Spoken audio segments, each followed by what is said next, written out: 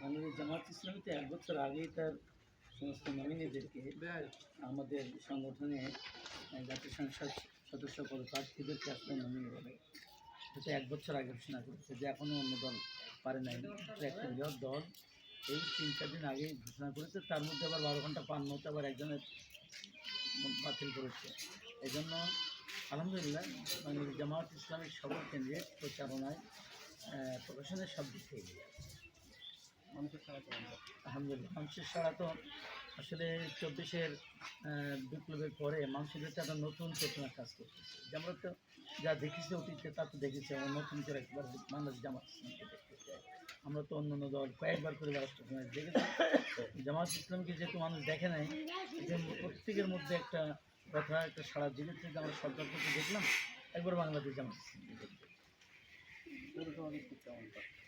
পৌরসভায় মানুষ, পৌরসভায় আরও তো শিক্ষিত মানুষের সংখ্যা বেশি, চাকরিজীবীদের সংখ্যা, তারা তো আরও সচেতন, সেখানে অবস্থা।